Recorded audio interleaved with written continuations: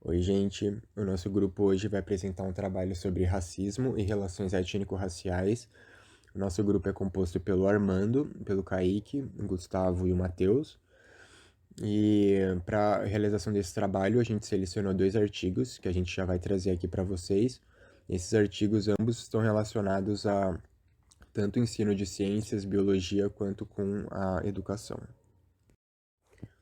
Então, o nosso primeiro artigo que a gente vai apresentar para vocês se chama Darwinismo Social, Eugenia e Racismo Científico, sua repercussão na sociedade e na educação brasileira.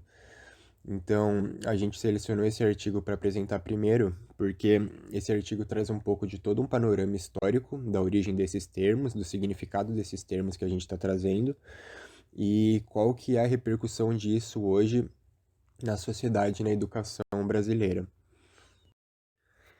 Então aqui a gente vai trazer uma pequena introdução desse artigo. Então, logo no começo, o autor ele cita o lançamento da obra Origem das Espécies do Charles Darwin, onde pela primeira vez na história a gente ouviu falar da teoria da seleção natural, da sobrevivência do mais apto. E alguns pensadores da época, eles tentaram utilizar essas ideias de Darwin para tentar de alguma forma explicar e justificar a sociedade da época, que no caso era o capitalismo industrial. E isso acabou dando origem a um termo que a gente vai falar um pouco no próximo slide, que é o darwinismo social. Agora a gente vai falar um pouco sobre darwinismo social, que foi um termo utilizado pela primeira vez pelo Herbert Spencer, que por coincidência ou não, o Herbert Spencer era primo do Charles Darwin, era primo ou tinha algum parentesco muito próximo, mas eles tinham uma relação. E esse termo ele foi definido pela relação das leis da teoria da seleção natural de Darwin na vida e na sociedade humana. Então, esse termo ele considera que os seres humanos são, por natureza, desiguais, com aptidões superiores e inferiores. Então, com isso, o Spencer ele argumentava que esse processo de seleção natural, as elites eram prejudicadas pelo Estado com a adoção de medidas sociais de diminuição da desigualdade.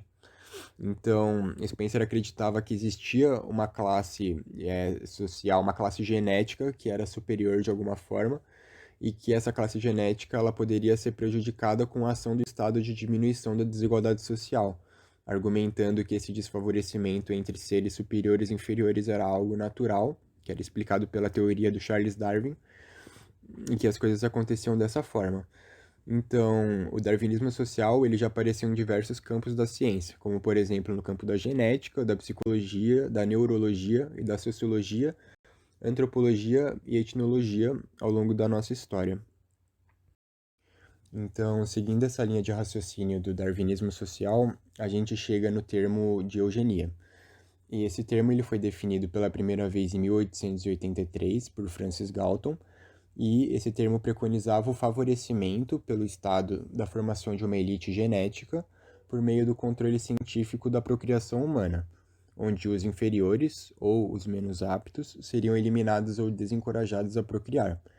Então, é importante a gente entender que, principalmente no século XIX, no início do século XX, era muito forte essa questão da argumentação científica como uma base para explicar de alguma forma o favorecimento de algumas pessoas em detrimento de outras. No caso, muito específico de questões raciais, por exemplo.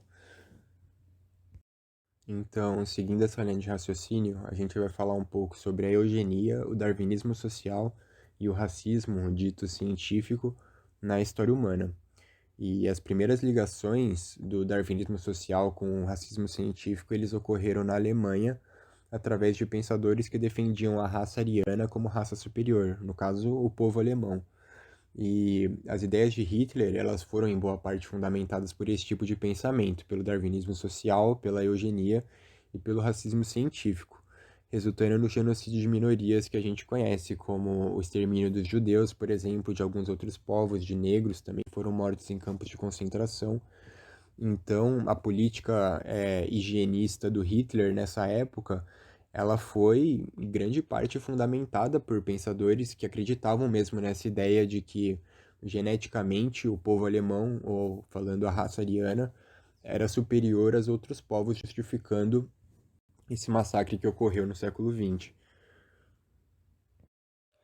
Então, quando a gente coloca esses termos, por exemplo, a eugenia, o darwinismo social e o racismo científico, agora aplicando na sociedade brasileira, então, mais precisamente no período da escravidão e pós-escravidão, essas ideias eugenistas, elas se caracterizavam por um discurso ideológico muito cômodo, no sentido de mascarar a realidade social com fins de domínio e de expropriação, inclusive defendendo a questão da escravidão, né? São, no caso, os anti-abolicionistas, por exemplo, e mesmo pós-escravidão, quando a gente fala da condição dos negros, da inserção do povo negro na sociedade.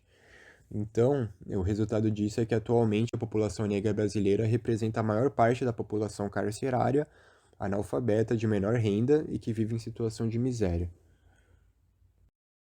E agora, trazendo isso para os dias atuais, especificamente falando da educação brasileira, os dados do IBGE a respeito do abandono escolar, do analfabetismo, da reprovação nas disciplinas, falando especificamente da população negra, nos faz refletir se as ideias darwinistas sociais, eugenistas e racistas ainda estão impressas, mesmo que de alguma forma muito sutil, nas consciências e mais especificamente nas consciências dos educadores.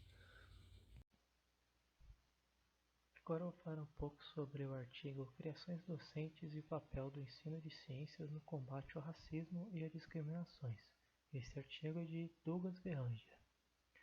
O artigo buscou identificar concepções e práticas de um grupo de docentes, participantes de um curso de formação continuada, que são relativas ao combate ao racismo por meio do ensino de ciências.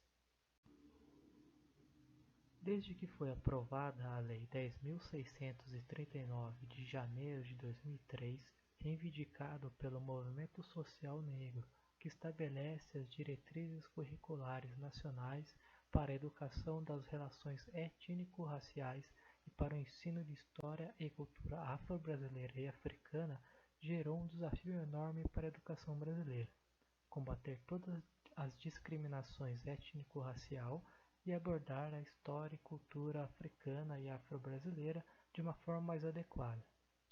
Portanto, segundo Berranja, o ensino de ciências e seus componentes curriculares possuem um papel importante na promoção das relações sociais éticas entre os estudantes. Mas infelizmente a gente vê que a diversidade étnico-racial não é considerada uma questão central na formação de professores dessa área. Então, a intenção de reeducar relações sociais injustas e valorizar a história e cultura afro-brasileira seria a base de uma formação cidadã. E essa formação está ligada a um desafio ainda mais profundo, que é educar as relações étnico-raciais, ou seja, proporcionar aos cidadãos e cidadãs a vivência de processos educativos que os levem a superar preconceitos raciais, a viver em práticas sociais livres de discriminação e que contribua para o comprometimento na luta por justiça social étnico-racial. Com isso, o artigo traz que é extremamente necessário promover processos educativos que orientem essas relações vividas no contato com outras pessoas, sejam produzidos com o objetivo final no processo de ensino-aprendizagem ou em relações cotidianas. E para que isso seja bastante efetivo, os professores e professoras do ensino de ciências, a formação de professores e também pesquisadores questionem-se sobre as formas com que esse ensino pode contribuir para uma educação antirracista que valorize a diversidade étnico-racial. Passando para o próximo tópico do artigo, durante a convivência nessa pesquisa, alguns significados foram atribuídos pelos participantes ao papel do ensino de ciência na educação de relações étnico-raciais.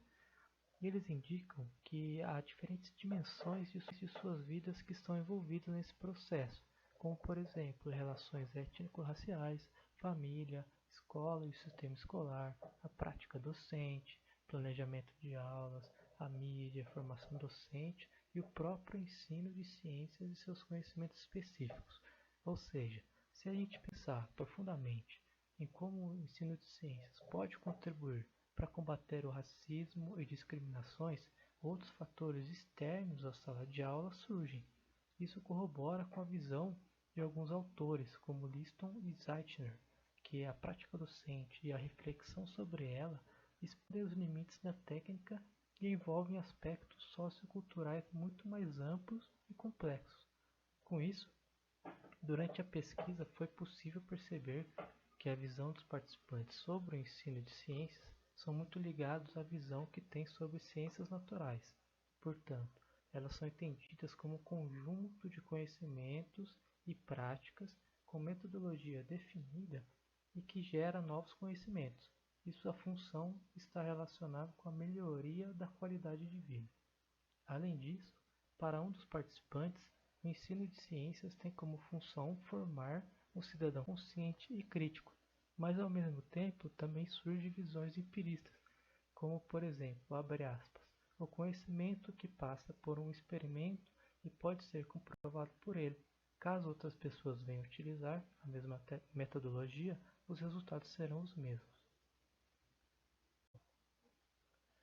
Bom, ao trazer a discussão sobre as ciências naturais, os professores acabaram relembrando da história das ciências, e com isso, alguns aspectos foram destacados como centrais para uma análise do potencial do ensino de ciências em educar relações étnico-raciais positivas. Isso acabou gerando uma ligação com o que outros pesquisadores do ensino de ciências pensam, que seria o fato de que conhecer esses aspectos da história das ciências é fundamental para um ensino de ciências mais adequado, não estereotipado. E esses novos conhecimentos, entre aspas, que foram designados em relação aos aspectos, envolvem a construção do conceito de raças e o movimento eugenista. Com isso, acabou gerando outro fator levantado pelos participantes, que seria que o ensino de ciência não pode negligenciar o papel dos africanos e afrodescendentes no desenvolvimento das ciências naturais.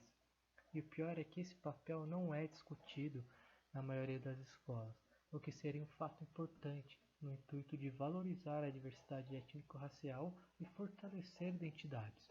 Por isso, é preciso inserir conhecimentos de qualidade sobre a população negra no cotidiano das aulas, pois, segundo uma professora, certos conhecimentos que são abordados acabam acirrando tensões entre os próprios estudantes e, com isso, reforçam alguns preconceitos raciais. Bom, e para finalizar o tópico, a pesquisa trouxe uma questão importante sobre como tratar certos assuntos que envolvam valores. Isso inclui questões como opiniões políticas, formas de encarar as conexões da ciência com ideologias, como por exemplo a ideologia capitalista, possíveis divergências com valores familiares, preconceitos ideológicos e religiosos, pontos de vista radicais, etc. Esses assuntos são alguns que levam o professor de ciências a fugir das discussões para, entre aspas, manter suas aulas em patamares seguros. Porém, o que realmente foi possível observar nesse artigo é que, ao não abordarem tais questões, as aulas, ao invés de ficarem em patamares seguros, acabaram se perdendo em discussões, xingamentos e até violência física, como por exemplo, uma docente reconhecia que, ao não tratar de uma forma adequada alguns preconceitos e estereótipos que os estudantes possuíam sobre suas características físicas, as tensões dessa discussão tinham levado a aula a uma situação bem complicada. Com isso, é necessário refletir sobre como realizar essa prática pedagógica, passando a conhecer e utilizar de conhecimentos do campo das ciências naturais e também de outros campos, como por exemplo da sociologia. Isso foi importante para que os docentes brasileiras, ao invés de fugir dessas discussões, elas comecem a enfrentar os problemas de uma forma mais adequada. Características de um ensino de ciências para educar relações étnico-sociais. As problemáticas listadas acima serviram de reflexão para os educadores elaborarem posturas que a professor A devem assumir, incluindo a postura docente e a execução de atividades.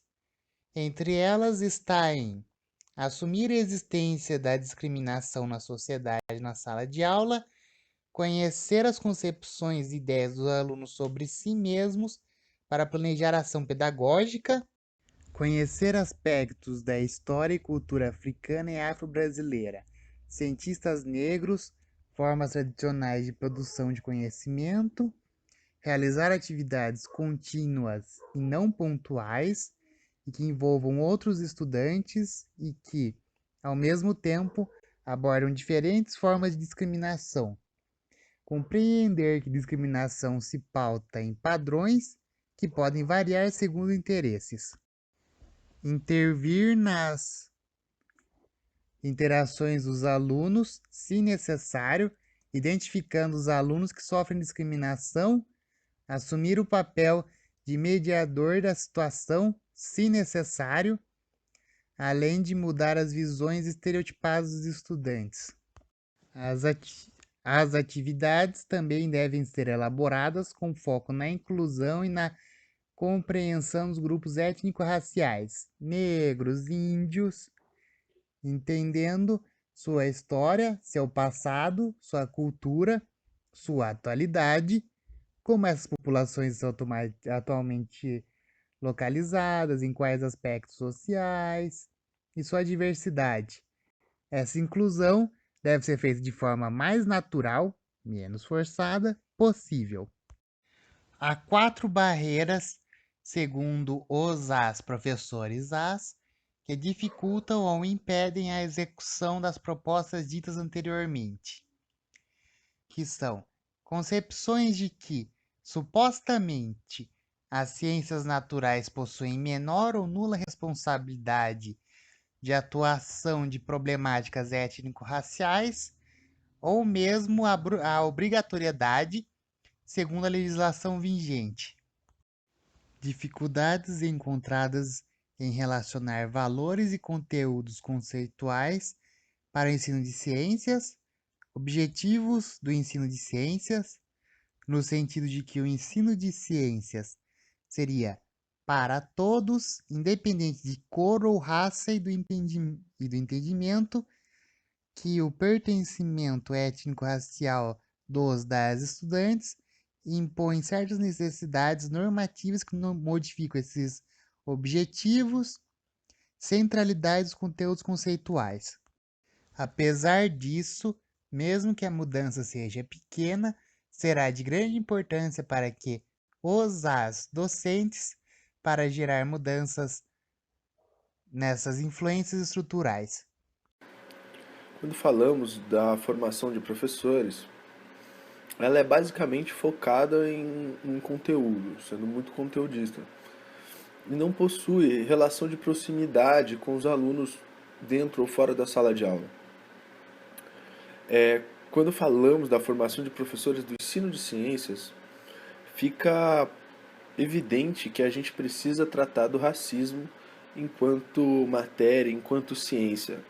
E com base nisso, analisar o caráter que a gente tem, sendo paulista, sendo da região de Botucatu, sendo brasileiro, sendo quase referência eurocêntrica e americana do conhecimento científico que vem sendo abordado na formação destes profissionais. Tendo então que questionar a própria aprendizagem dos conceitos científicos. E com essa frase eu finalizo a apresentação. Contribuir para ampliar a reflexão sobre a formação de docentes de forma engajada na tarefa de desenvolver um ensino de ciências antirracista e de promover nele a educação de relações étnico-raciais humanizantes. Douglas Verranja, 2016.